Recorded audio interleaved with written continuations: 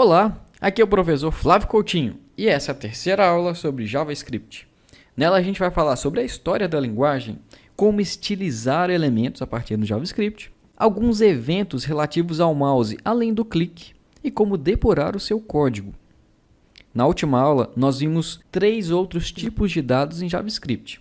O primeiro deles, null, é usado quando a gente cria uma variável, mas ainda não sabe qual valor atribuir a ela. O undefined, ou indefinido, é atribuído pelo próprio JavaScript quando a gente não associa nenhum valor a uma variável. E o object, bastante interessante, ele é um saquinho de propriedades.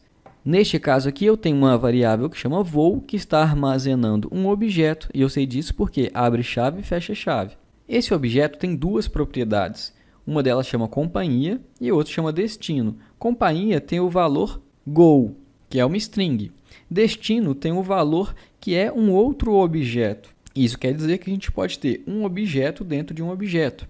Desse lado de cá, a gente está fazendo mais algumas coisinhas. Por exemplo, quando eu coloco voo.número, eu estou acessando uma propriedade que chama número e definindo o número 815 a ela. Repare que o objeto voo não tinha uma propriedade que chama número. Mas não tem problema nenhum. A partir desse momento, assim que o JavaScript executar essa linha, agora esse objeto também possui a propriedade número com valor 815.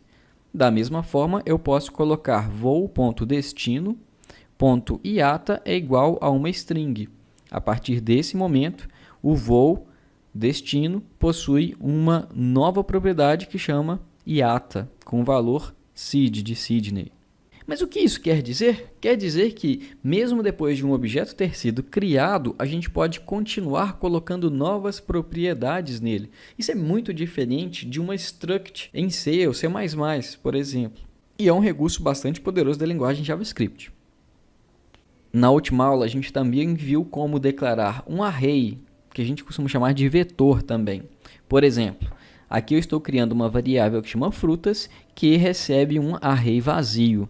Depois eu vou lá e coloco 2 strings nesse array, usando o método push, frutas.pushKiwi, depois banana.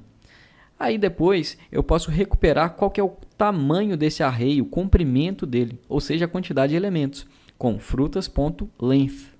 E para eu poder pegar um elemento do array, eu posso indexar, assim como eu faço em C e C++, usando o colchete e passando lá dentro qual que é o índice do elemento que eu quero. Se eu quiser percorrer o array, eu posso usar o for tradicional, que a gente já está acostumado de outras linguagens. A diferença é que em JavaScript, a gente declara a variável i, que vai iterar no array, usando let.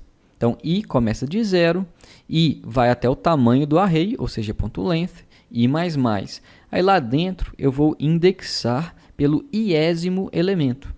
Na última versão do JavaScript, o JavaScript 6, o pessoal criou uma forma mais elegante do que o for tradicional, que é o for of.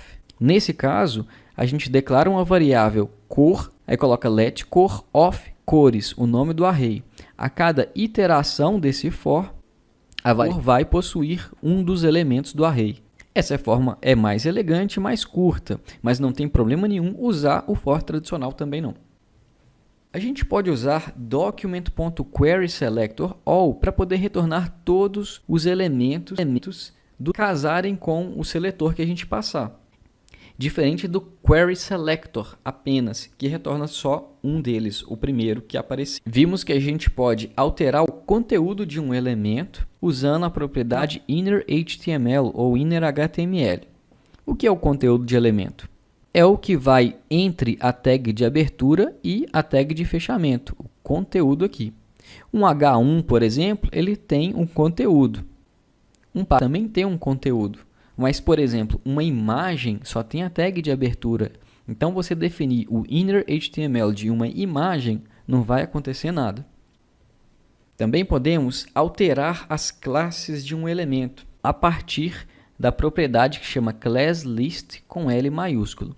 Ela possui os métodos add para adicionar uma classe, remove para tirar ou toggle para poder alternar. E a gente passa o nome da classe como parâmetro para a função. Não é necessário colocar o ponto, porque o JavaScript sabe que a gente está falando de classes. Podemos também alterar atributos de um elemento. Basta colocar a variável que contém o elemento, ponto, o nome do atributo, no caso aqui era uma imagem, e a imagem tem o atributo source, src. Mas, por exemplo, no input, a gente costuma pegar ou definir o valor do atributo value. Por fim, a gente viu que toda callback chamada quando um evento acontece, por exemplo, um clique, é invocada pelo navegador passando um parâmetro que chama o argumento de evento. Esse cara é um objeto que contém algumas propriedades, dentre as quais a mais comum da gente usar é o current target, ou o elemento alvo deste evento, ou seja, quem foi clicado. Hoje veremos a história do JavaScript, como estilizar elementos usando JavaScript, alguns eventos de mouse além do clique e como depurar o código.